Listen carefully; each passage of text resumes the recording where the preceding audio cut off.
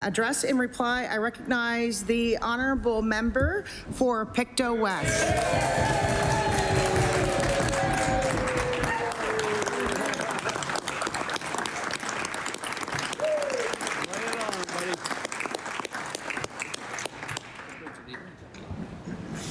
Thank you, Madam Speaker.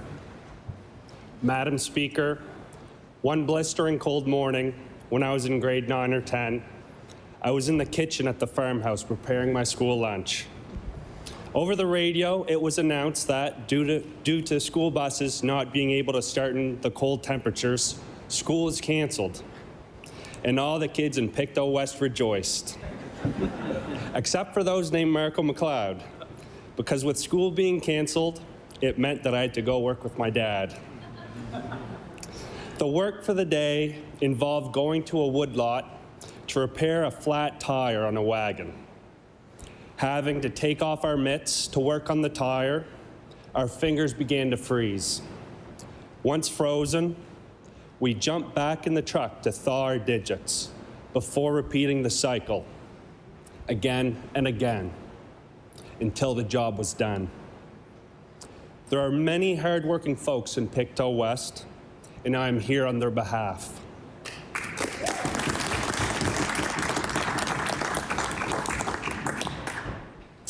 Many of us still work in traditional industries, such as forestry, farming, and fishing. In recent years, the lobster fishery has been bountiful, and the owner-operator model has helped many families to do well. Now, it is important for us to continue to support conservation in order to preserve this maritime vocation. I think we can all agree that we live in a beautiful province. Let's not forget who takes care of these landscapes. Forestry and farming have each had their own unique set of challenges.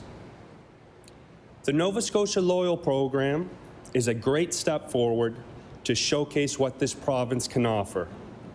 We need to bring consumers closer to producers.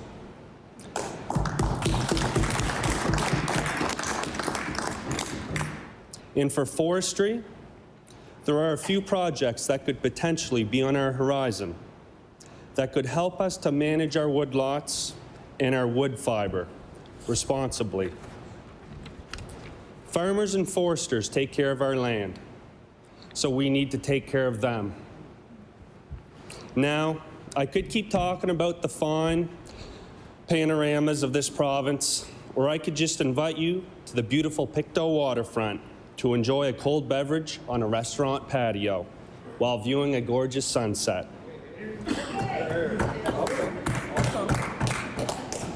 Pictou is the main town in the constituency, and it has seen a tremendous waterfront makeover. The recent developments include new restaurants, a cultural hub that also houses the library, a vendor village, museums, trail access, food trucks, live music, and this is all set around the historic ship Hector. The Hector being a replica of the vessel that brought Scottish settlers to Nova Scotia and which gave Pictou the moniker, the birthplace of New Scotland. But tourism doesn't stop at the town limits. Travel the shoreline and you will encounter Simpsons Beach, Waterside Beach, the Dragline, Tony River, McDonald's, Rushton's Beach. I could go on and on. These are the best beaches in the province. And I'd table that, but I think it's best kept a secret. With the warmest waters north of the Carolinas, these coastlines are worth the trip. If you go inland, you'll find the Trans-Canada Trail, the Green Hill Lookoff, Fitzpatrick Mountain, and the gentle rolling hills that make for a dreamy Sunday drive. And you'll pass by the small businesses that keep our rural economy going. The small diners, the vegetable stands, the art galleries, the auto repair shops, the pizza shops, the hair salons. It isn't easy to operate a small business, but I am encouraged by folks like my friend Smitty, who drove his welding truck back home from Alberta to start a metal fabrication shop in Pictou West. Why? Because it's a great place to raise a family. I am encouraged when I think of my friend Kayla, who comes from a long line of strong women. Kayla and her mom now run 3 shops in downtown Pictou. Why? Because Pictou is home. I'm encouraged by businesses like Twin Rivers, who build mini homes and who keep investing in Pictou West and growing their business. Why? Because they see potential. We also have world-class industry in Pictou West. We produce the best tires in the world, right at home at Michelin Tire in Granton. Industry is important, as it helps provide stable, well-paying jobs for Nova Scotians. But every industry or production facility has an expiry date. We need to make sure big business keeps investing in new equipment and technology to keep pushing that expiry date further and further away. But the most valuable asset in Pictou West isn't the tires we build. It isn't the scallops we drag. It isn't the Airbnbs we rent out. It's the people. It's the hardworking, humble, and supportive people that we have. And it's those who volunteer who keep our communities strong. Because it isn't all hard work on the North Shore, as my summer can attest. The River John Festival Days, Pictou Lobster Carnival, and the Pictou North Colchester Exhibition, they continue to see more and more people every year as they return to pre-COVID levels. These festivals are important to the respective communities as they offer a homecoming of sorts, and they keep traditions such as the lobster crate runs, bed races, and tug of war alive and well. There are also many community barbecues and breakfasts held at community halls that offer an opportunity to connect with friends and neighbors. And they are staffed by volunteers, be it women's auxiliaries, Lions Club, Rotary Club, 4-H, there are so many. But I can't say enough about our volunteer fire departments. Not only do they keep our community bonds strong, but they keep our communities and our families safe. I'm also excited to tell you, Madam Speaker, about 2 grassroots projects happening right in my backyard.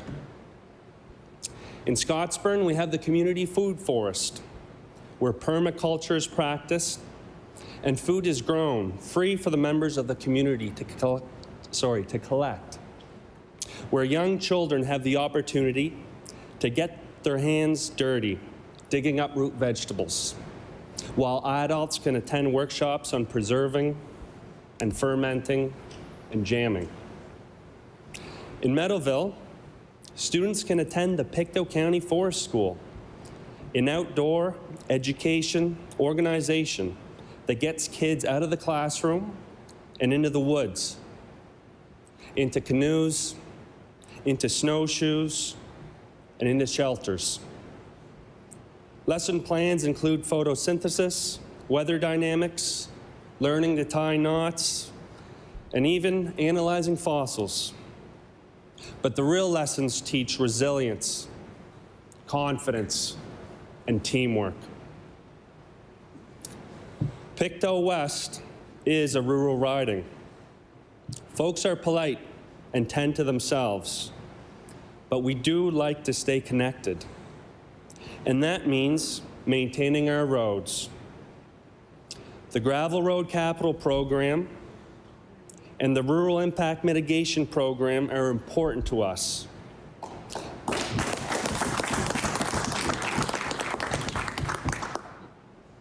And we need to keep them and hopefully expand on them. These roads are part of our daily lives. They help to keep us connected to our friends and neighbors. These roads bring us to work And for a lot of us, they are essential for our business. And now, in the age of information, digital connectivity is just as important. The Cellular for Nova Scotia program is a step in the right direction. We need to keep improving connectivity so that we can show the rest of the world what we have to offer.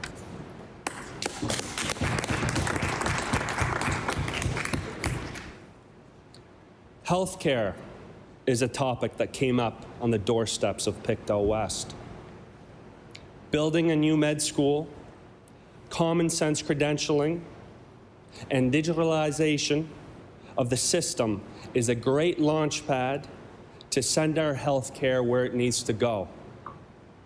This government has their foot on the gas pedal, and we cannot take it off. We need to keep pushing. Madam Speaker, my journey to Halifax didn't happen overnight.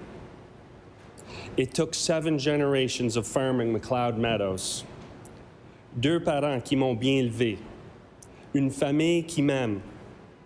It took the best friends a fella could ask for. An all-star campaign team, incredible campaign volunteers. It took a caucus that has made me feel right at home since day one. Strong leadership from the very top, and my old pal, Scotty McKinnon. And I need to thank my dad, too. He is 63 years old, and he takes care of 400 acres of fields and 500 acres of woods. He doesn't work on Sundays because my mom tells him not to. I didn't have time to help him for a single day this summer. He never asked me to, and he never complained once. Thank you, Pops.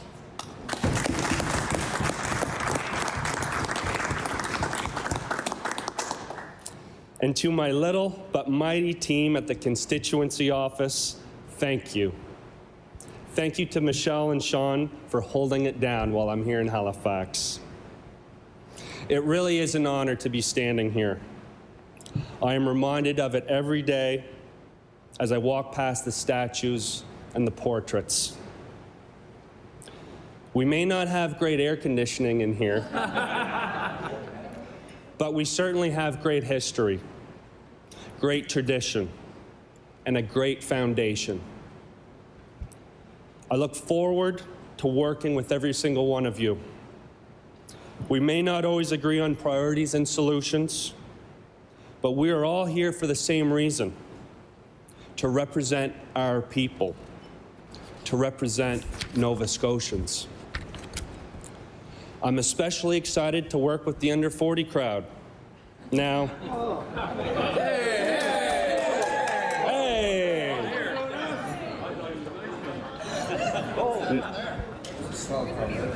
Now, we aren't really young anymore, but we have what I call long-term perspectives. And we need to be involved in the decision-making process because these decisions are going to affect us the longest. I have a lot of hope for Nova Scotia, and I've been really encouraged by the work that this government has done over the past few years. It's a big reason of why I'm here today. I want to help get things done and to move this province forward. A rising tide lifts all boats, and we have the highest tides in the world. This province has a lot to offer. It has a lot of potential. So let's harness that potential. Thank you, Madam Speaker.